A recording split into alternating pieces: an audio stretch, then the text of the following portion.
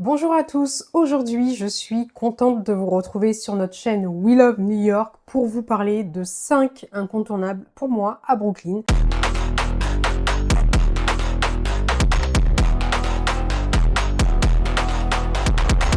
De loin mon borough préféré. Pour ceux qui me suivent depuis 2009 sur We Love New York, vous savez que j'ai toujours eu un amour particulier pour Brooklyn.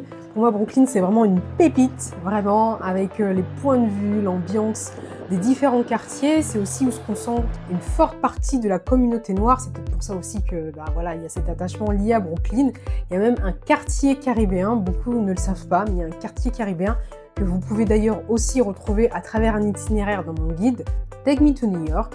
Et c'est parti pour vous parler de 5 de mes incontournables si vous voulez mettre le pied pour la première fois dans ce borough. Je pense que vous vous en doutez, on va démarrer avec le Brooklyn Bridge. Le Brooklyn Bridge, c'est un pont emblématique, probablement le pont le plus connu de New York dans le monde entier.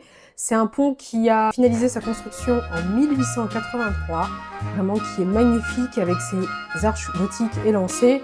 On peut vraiment y accéder, que ce soit du côté Manhattan ou du côté Brooklyn depuis Dumbo. C'est un pont où les voitures circulent également, donc à plusieurs niveaux, et également les cyclistes et les piétons qui y sont autorisés. Et c'est un pont vraiment que je vous conseille de faire au lever du soleil ou au coucher du soleil parce que vraiment avec la skyline c'est magnifique. On continue du côté de l'East River avec Brooklyn Heights Promenade qui me fait en permanence penser à un film de Woody Allen. C'est vraiment un endroit apaisant qui offre des points de vue également magnifiques, que ce soit sur le Brooklyn Bridge, la skyline de Manhattan, en tout cas une partie, et également une partie du Brooklyn Bridge Park. Et puis c'est vraiment un endroit apaisant, vous verrez il y a des personnes qui courent, des personnes qui restent posées là sur un banc à regarder la vue, à discuter avec un ami ou un proche, et puis également des marcheurs avec leurs chiens dans le coin. Et puis surtout ce qu'il ne faut pas rater, ce sont les belles demeures historiques dans le quartier, elles sont magnifiques. Allez, on continue à Brooklyn avec un quartier que j'aime beaucoup qui est Williamsburg. Williamsburg, c'est un quartier où j'ai logé plusieurs fois, notamment au William Vale, qui n'est pas un hôtel trop donné et qui est vraiment très sympa au niveau du confort et également des points de vue. Williamsburg, c'est vraiment un quartier qui est le parfait exemple pour la gentrification à New York et c'est aussi un quartier aujourd'hui qui demande quand même un bon budget pour y vivre. C'est également un quartier pour y loger qui demande coût par nuit quand même assez élevé. Ça a beaucoup changé au cours de ces dernières années.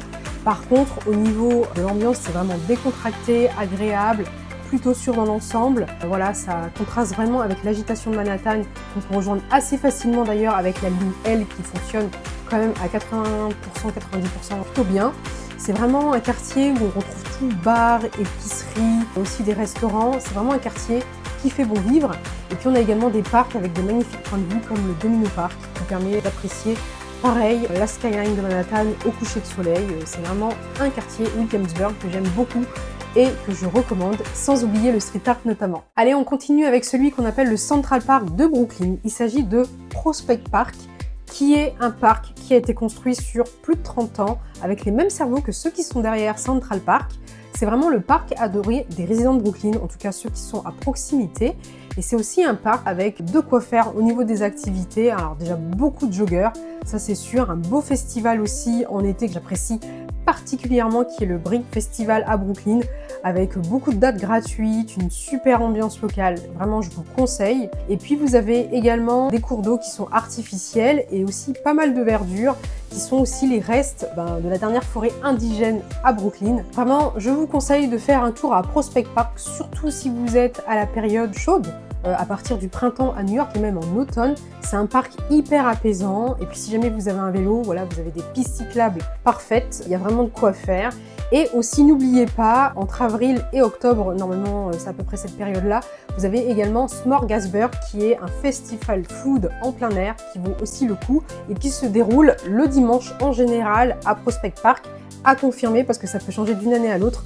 Vous avez toutes les informations sur We Love New York. Allez, on termine par Bushwick, un endroit dont je vous ai parlé récemment dans mes lieux incontournables, en tout cas mes expériences parmi les incontournables à New York, notamment pour une première fois. Si vous voulez une belle approche du street art, je vous conseille d'aller à Bushwick, qui se trouve donc à Brooklyn, vous l'avez compris. Et c'est vraiment ici qu'on retrouve énormément de peintures murales, avec notamment Bushwick Collective, qui fait un festival également une fois par an, en général en juin, toujours à confirmer parce que ça peut être parfois fin mai. Et en général, c'est début juin avec un super festival sur 2 jours, 2-3 jours, ça dépend des années aussi, ça varie parfois.